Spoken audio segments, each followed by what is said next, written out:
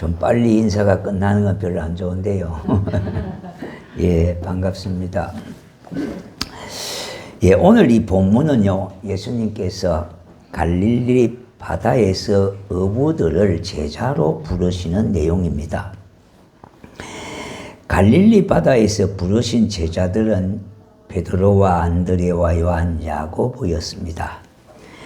그들을 부르신 것과 그들이 예수님의 부르심에 대답하고 따라 나오는 장면이 오늘 이렇게 나오는데요.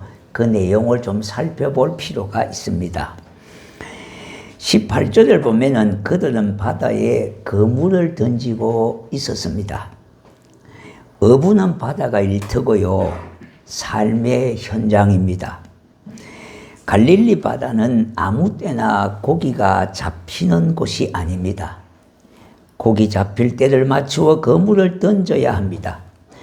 그리고 고기를 잡지 못하면은 자기 직업이 전업이 그 어부였기 때문에 생계에 엄청난 타격을 받게 됩니다. 그러므로 그들은 때를 맞추어서 고기 잡는 일에 서로가 최선을 다하고 있었습니다. 자, 그럼 주님이 그들을 제자로 부르셨는데요. 주님이 부르시고 쓰시는 사람은 어떤 사람일까? 이 내용을 우리 한번 살펴보도록 하겠습니다. 첫째는요, 자기 부족함을 아는 사람을 부르시고 사용하십니다. 하나님은 모세를 부르시고 그에게 너의 백성을 구원하라고 하시면서 가라고 말씀을 합니다. 이때에 모세는 이렇게 대답합니다. 자기는 그럴 만한 자격이 없는 사람입니다. 그래서 출애굽기 4장 13절에 보니까 주여 보낼 만한 사람을 보내소서 이렇게 얘기합니다. 자, 그러한 말을 듣고 하나님은 16절에서 이렇게 말씀하고 있습니다. 하나님이 너의 입을 대신하고 너는 그에게 하나님같이 되리라 이렇게 말씀하고 있습니다. 자, 우리는 이 말씀을 통해서요, 하나님께서 모세에게 납득시키고자 하는 내용이 뭡니까? 자격을 갖추었느냐 못 갖췄느냐 하는 그런 것이 중요한 문제가 아니었습니다. 물론 오늘날은 제도권 속에 있기 때문에 경쟁과 제도권의 어떤 그런 것들이 있기 때문에 어떻게 자격 구비가 우선이 되는 경향이 있습니다만은 하나님 앞에서는 그런 것들이 자격 구비가 아닙니다. 또 그 일을 감당할 능력이 있느냐 없느냐 그것도 문제가 아니었습니다. 정말 중요한 것은 뭔가 하면은 내가 너와 함께 갈 것이라고 하는 약속의 말씀입니다.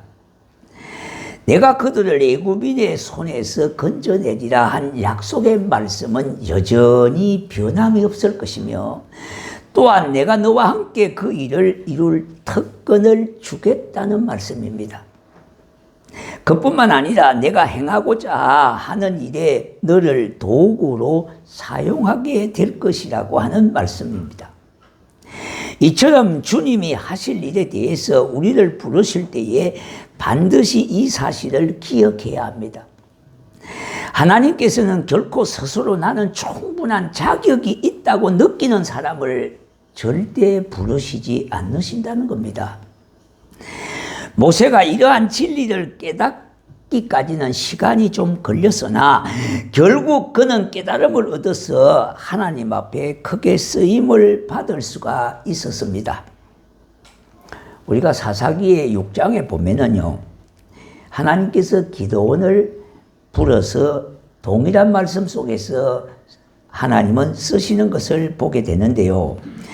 이 15절에 보니까 사사기 6장 15절에 나의 집은 므낫세 중에 극히 약하고 나는 내 아버지 집에서 가장 작은 자니라. 하나님께서 기드온을 부르실 때도 기드온의 대답은 이와 같습니다. 이는 내가 내 아비 집에서 제일 작은 자라고 하는 것도 하나님 앞에는 문제될 것이 못 된다는 겁니다. 자, 그래서 단지 중요한 것은 너의 신분이 아니라 내가 너와 함께 하느냐 안 하느냐 거기에 달려 있습니다. 내가 너를 통하여 반드시 이 일을 이루리라. 그러므로 만약 하나님께서 어떤 일을 위하여 여러분을 부르셨을 때에 가장 약하고 부족하지만은 그것이 오히려 장점이 될 수가 있다는 겁니다. 이것이 믿어지는 겁니까? 이 잘 안 믿어질 겁니다. 왜냐, 우리는 세상적인 관점과 의식에 굉장히 이미 뭡니까? 익숙해졌고요. 굳어 있기 때문입니다. 왜냐하면 하나님이 함께 하시기 때문입니다. 에레미야를 보면은요, 하나님께서 에레미야를 부르실 때도 그와 동일한 반응을 보게 됩니다. 그래서 그의 반응은 모세나 기도원과 똑같은 반응을 보여주는데요.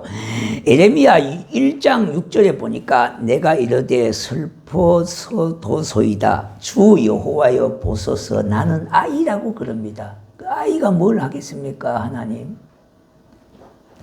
그의 첫 반응은 역시 자신이 부적절하다는 겁니다. 그는 그 일을 감당할 수 있는 것처럼 그러나 뭡니까? 느꼈다는 겁니다. 왜냐? 하나님에 대한 이에 대한 하나님의 답변을 보면은요. 에레미야 1장 7절과 8절에 너는 아이라 말하지 말고 내가 너를 누구에게 보내든지 너는 가며 내가 네게 무엇을 명령하든지 너는 말할지어다. 너는 그들 때문에 두려워하지 말라. 내가 너와 함께하여 너를 구원하리라. 나 여호와의 말이라. 그렇게 말씀했습니다. 자, 그렇다면 이 말씀 속에 무엇이 들어있느냐 하면은 하나님은 에레미야 너와 함께 하겠다는 겁니다. 그러니까 하나님께서 우리에게 바라시고 원하시는 것은 어떤 자격 구비를 먼저 우선시하고 따지는 것도 아니고요. 그것을 할 수 있는 인물이냐, 그만큼 능력이 있느냐, 이걸 따지지 아니하지 않고 내가 너와 함께 하리라고 하는 그 말씀에 어떻게 반응하느냐가 중요한 겁니다. 에레미야의 경우도 보면은요, 하나님께서 그에게 말씀을 부어주실 때에 어떻게 보면은요, 장미꽃 밭을 주겠다 이런 얘기를 안 하셨어요. 하려한 약속을 주신 것이 아니라 네가 어디도 가든지 어디에 있든지 함께 해 주시겠다고 말씀하시고 보호해 주시겠다고 말씀하시고 인도해 주시겠다고 하는 약속을 거듭거듭하고 있다 이 말입니다. 여러분, 하나님께서는 과거의 믿음의 사람들을 우리가 보니까요, 지금도 여전히 그와 같은 방법으로 동일하게 말씀하고 있습니다. 내가 너와 함께 하리라고 하는 이 약속, 그 약속에 대한 확신을 가지고 있는 사람을 하나님이 부르셨어요. 두 번째는요, 하나님은 단순한 사람들을 부르시고 사용하십니다. 여기에 나오는 베드로나 안드레나 요한이나 나다나엘이나 바울을 보면은요, 이 모두가 한결같이 단순한 사람들입니다. 따르라고 하면은 따르는 것이고, 오라 하면은 그냥 올 수 있는 순전한, 어떻게 보면 굉장히 순진한 사람들입니다. 예수님의 제자 가운데 한 사람은 좀 특별한 사람이 있습니다. 그는 꼬치꼬치 따지고요, 이렇게 묻는 사람이 있습니다. 그가 가룟 유다였습니다. 우리가 요한복음 12장을 보면은요, 어느 날 베다니에 살고 있는 나사렛 동네에 나사렛으로 한 가정을 갔습니다. 삼남매가 예수님을 초청해서 식사 자리를 마련하게 되어졌는데 그 자리에서 마리아가 비싼 향유를 예수님의 발에 붓고 자기 머리털로 예수님의 발을 씻겨드리자 그때 가룟 유다가 뭐라고 말합니까? 어찌하여 300데나리온에 팔아 가난한 자들에게 주지 않느냐, 이렇게 말합니다. 다시 말씀드린다면 왜 낭비하느냐, 왜 뜻있게 쓰지 아니하고 허비하느냐, 그렇게 시시비비를 걸었던 겁니다. 결국 그는 예수님의 제자로서 삶을 다하지 못하고 스스로 자기의 목숨을 끊는 자살하는 비운의 주인공이 되고 말았습니다. 자, 그러면 문제는 왜 그가 그렇게 사사건건 복잡하게 생각하고 시비를 걸었느냐는 겁니다. 물론 우리가 진리가 아니라면 시비 걸 수가 있습니다만 진리 앞에서는 시비를 걸면 안 된다는 겁니다. 누가복음 22장 3절을 보니까 12 중에 하나인 가룟인이라고 부르는 유다에게 사탄이 들어가니 그랬습니다. 사탄이 그에게 들어가면서 그의 사고와 행동과 삶이 흔들리기 시작했습니다. 여러분, 누가 내 안에 있는지가 굉장히 중요합니다. 사도 바울은요, 무려 164번이나 내가 주 안에, 그가 내 안에, 이런 말을 164번이나 했다는 겁니다. 자, 그래서 이 사도 바울의 삶 속에는요, 살아도 주를 위해서, 죽어도 주를 위해서, 흥해도 주를 위해서, 망해도 주를 위해서, 가는 것도 주를 위해서, 오는 것도 주를 위해서, 일하는 것도 주를 위해서, 쉬는 것도 주 안에, 바울의 삶의 목표였습니다. 주님도 요한복음 15장 4절에 내 안에 거하라. 나도 너희 안에 거하리라. 그렇게 말씀했어요. 유다가 그렇게 된 이유가 뭘까? 우리가 성경을 한번 보면은요, 근거가 나와 있습니다. 요한복음 12장 6절에 보니까 이렇게 말하면 가난한 자들을 생각함이 아니요. 그는 도둑이라. 돈깨를 맞고 거기 넣는 것을 훔쳐감이 이르라 그랬습니다. 그는 자기를 위하여 수단과 방법을 가리지 않는 사람이었고요. 자기를 드러내기 위하여 그런 행동을 한 겁니다. 여러분, 지금도 주님의 제자가 되려면요, 단순한 사고의 사람이어야 합니다. 은혜를 받는 사람들을 공통점을 보면요, 굉장히 단순한 사람들이에요. 막 이해관계가 막 복잡하고 따지기를 좋아하는 사람은요, 은혜가 임하지를 않습니다만은, 그러나 어떻게 보면 좀 순진한 사람, 자주 속을 것 같은 사람들이요, 은혜를 많이 받게 되지는 거예요. 여기에 이유가 있습니다. 왜냐? 주님은 그런 사람을 좋아하기 때문에 그래요. 세계 제2차 대전 때에 당시 연합군에게 승리를 크게 안겨준 작전이 있었습니다. 노르망디 상륙작전 잘 아시잖아요. 그 당시 상륙작전을 총지휘했던 사령관이 아이젠하워였습니다. 노르망디 상륙작전은 수많은 병사들의 희생이 이미 불을 보듯 뻔한 일이었습니다. 이 점을 잘 아는 연합군 사령관이었던 아이젠하워는 고민이 깊어졌습니다. 고뇌하는 그에게 병사들은 이렇게 말을 하고 있습니다. 사령관님처럼 훌륭한 군인의 부하로 죽을 수 있다는 것은 자랑입니다. 힘내십시오. 병사들이 사령관을 향하여 용기를 부어넣게 됐습니다.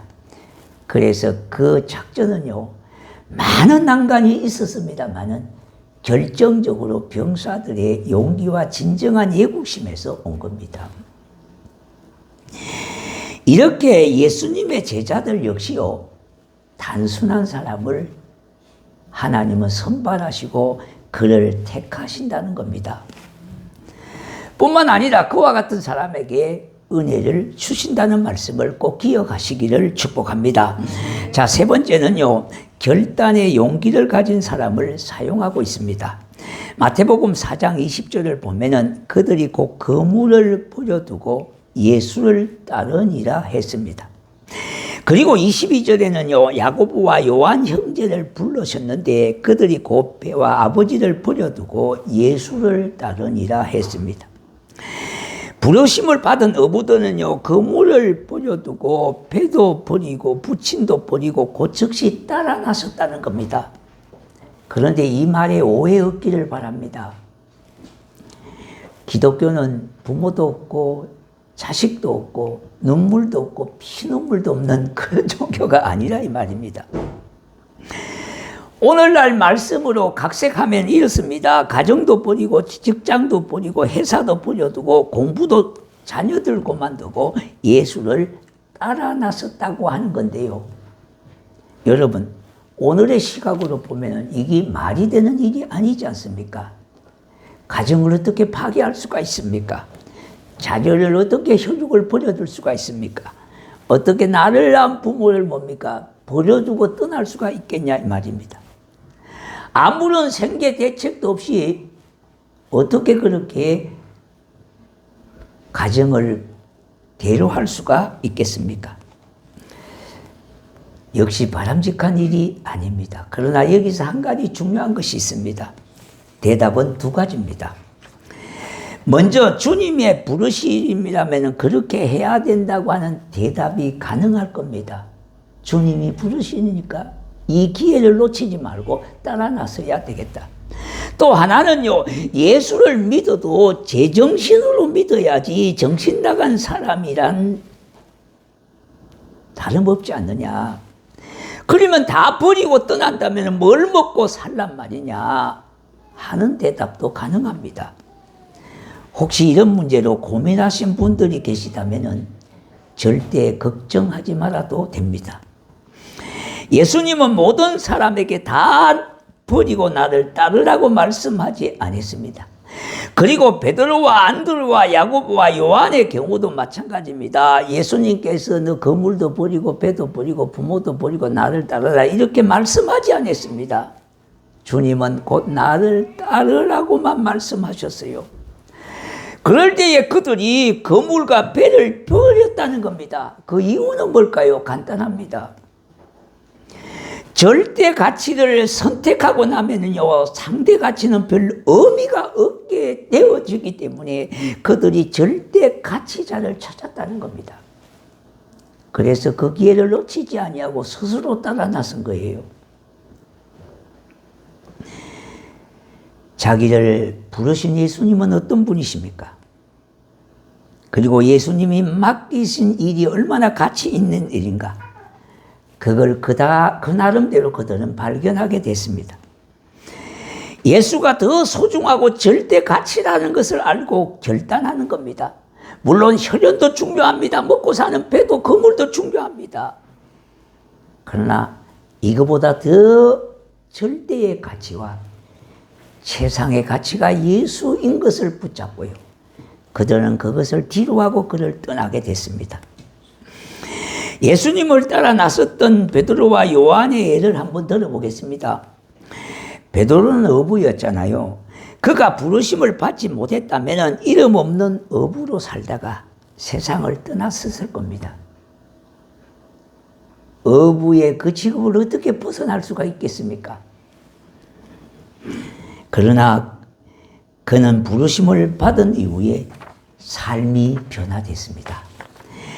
초대 기독교 지도자가 되어졌고요. 수많은 기적을 행하였는가 하면요, 성경 베드로 전후서를 기록한 자가 됐습니다. 그리고 로마에서 성조의 잔을 마셨습니다. 주를 위해서 엄청난 일을 하지 않았습니까? 요한도 어부였습니다. 주의 제자가 된 후에 요한복음과 요한 1서, 2서, 3서와 요한 기록을 집필자가 되어졌고요. 순교자의 반열에 들어가게 되어졌습니다.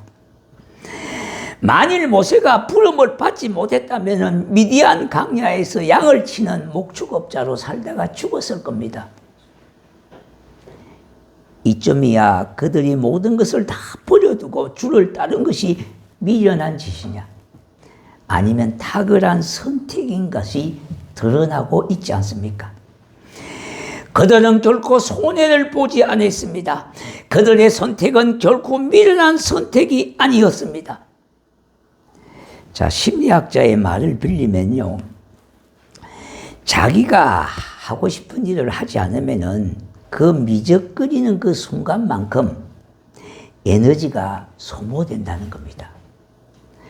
그런데 자기가 하고 싶은 일을 하게 되어지면은 에너지가 더 배로 증가되기 때문에 기쁨으로 펄펄 생각하며 할 수가 있습니다. 바로 제자들이 그랬다는 겁니다. 어부들이요. 주의 말씀을 듣고 그들은 가장 최상의 선택을 했고요.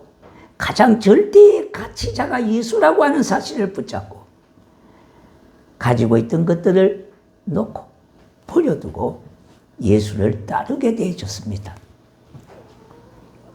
자, 여러분, 우리의 삶 속에 우선순위가 있습니다. 삶의 우선순위가 뭐냐 그러면은 어떤 것을 중요하게 여기느냐에 따라서 우리에게는 우선순위가 정해지게 되겠지요. 자, 그러면은요, 가장 우선순위로 정말로 가치 있는 일을 먼저 한다면은 우리의 삶의 태도와 질이 달라질 겁니다. 어부들에게 거물은 먹고 사는 생활수단입니다. 그러나 그들이 거물을 버렸기 때문에 굶어 죽었거나 헐벗은 일이 없었다는 겁니다. 어부들에게 배는 전 재산입니다. 그러나 배를 버렸기 때문에 길거리에 나와 앉아있는 노숙자가 된 일은 없습니다. 부모와 헤어졌습니다. 그들이 불효했거나 페루나가 된 것은 아니었습니다. 가장 소중하고 고상한 일을 위하여 부모 곁을 떠나는 사람들은 오히려 뭡니까? 효자가 아닐 수가 없는 것입니다. 여러분, 결혼하고 직장의 사업의 유학 때문에 부모 곁을 떠나는 자식들을 말해서 불효자 페루나라고 그럽니까? 여기에 그러면 다 거의 3분의 2가 다 페루나고 그릇 밖에 되지 않지 않습니까? 하물며 세계 선교 비전과 영혼의 구원을 위해서요, 사람 낚는 어부가 되겠다며 예수님을 따라 나선 사람들을 어느 누가 비난할 수가 있겠습니까? 또한 그를 폄하할 수가 있겠습니까? 그들은 가장 고상하고 최상의 가치, 절대의 가치를 붙잡고 스스로 예수님의 뒤를 따르게 됐던 겁니다. 이 선택이 미련한 짓이 아니라 최상의 선택이었다는 것, 탁월한 선택이었다는 것, 우리가 알 수 있는 것입니다. 마태복음 19장 21절에 보니까 돈 많은 부자 청년이 예수님을 찾아온 기사가 있습니다. 자, 그때 예수님께서 뭐라고 말씀했는가 하면요, 가서 내 소유를 팔아 가난한 자들을 위하여 주라. 그리하면 하늘에서 보화가 내게 있으리라. 그리고 와서 나를 따르라고 말씀했습니다. 네가 가진 땅의 보화를 팔아 하늘의 보화를 사라고 하신 말씀이에요. 그런데 마태복음 19장 22절을 보면은요, 그 청년이 재물이 많음으로 이 말씀을 듣고 근심해서 떠났다고 그랬습니다. 그리고 23절에 보면은요, 내가 진실로 너희에게 이르노니 부자는 천국에 들어가기가 어려우니라 그랬습니다. 그 후에 청년은요, 어떻게 되어졌는지 그 자체가 언급이 없습니다. 하지만 베드로나 요한이나 안드레나 야고보는요, 기독교 2000년 동안 기르고 복음이 들어가는 곳마다 그 이름이 뭡니까? 전파되어지고 새겨지고 있다는 겁니다. 이유는 삶의 우선순위를 바로잡았기 때문입니다. 주님은 마태복음 6장 33절에요, 너희는 먼저 그의 나라와 그의 의를 구하라. 그리하면 이 모든 것을 너희에게 더하시리라. 그렇게 말씀하셨습니다. 우선순위만 바로 잡으면요, 다른 것은 더해진다는 뜻입니다. 더해진다는 뜻이에요. 우리가 이거는 수없이 들었지만은 그렇게 잘 안 되는 이유가 어디 있습니까? 우리 말씀 앞에 한번 생각해 보셔야 합니다. 너희는 먼저 그의 나라와 그의 의를 구하라. 그리하면 이 모든 것은 너희에게 더해 주시겠다고 주님은 약속하셨어요. 우선순위만 바로 잡으면 다른 것들은 그냥 더해 주신다는 말씀 아닙니까? 그러므로 우리는 우선순위를 바로 정하는 것이 중요합니다. 이런 말이 있습니다. 어렵고 힘든 일을 만날수록 은칙을 중시하라는 말이 있습니다. 이와 같습니다. 우리가 어렵고 힘든 일을 만날 때에 은칙을 무시하는 것이 아니라 은칙을 중시하다는 겁니다. 바로 정하고 바로 잡고 바로 함께하는 것이 중요합니다. 예수님이 먼저고 나는 다음이고 예수가 제일이며 나는 두 번째이고, 그러면 사람을 우리 하나님이 그들을 붙들어 주시고 그와 함께 하시고 그를 도와주실 겁니다. 은칙을 중시한다는 말이 뭡니까? 말씀과 기도를 떠나지 않는 겁니다. 우리가 어떤 환경에 도래하게 되고요, 어떤 환난이나 어떤 공고함이나 여러 가지 아픔이 찾아올 때에 우리는 말씀과 기도함을 잊어버리는 경우가 있습니다. 우리는 이것을 수없이 이야기하지만은 그냥 그런 것으로 지나쳐버리는 일이 많지 않습니까?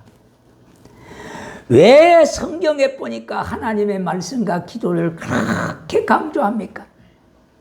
여기에 있는 목사도 왜 자꾸 아침마다 큐티 말씀을 강조합니까? 그게 그렇게 중요하기 때문에 강조하는 겁니다. 성경에 보면은 자주 나오고 많이 나오는 것은, 반복되어지는 것은 그만큼 중요하기 때문에 그렇게 반복해지고 있다는 것을 여러분 아셔야 돼요.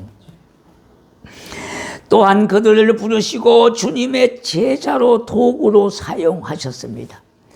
저와 여러분 모두가 이와 같은 자신의 부족과 순전한 믿음, 세상의 가치의 결단을 이루어 간다면 하나님은 그와 같은 성도를 붙들어 사용하실 겁니다. 우리 모두 남은 인생 주님 앞에 온전히 붙잡혀서 세상의 가치와 탁월한 선택 속에서 하나님이 나와 함께 하시는 은혜와 복을 누리는 모든 성도가 되시기를 주의 이름으로 축복합니다. 우리 찬양을 좀 하겠습니다.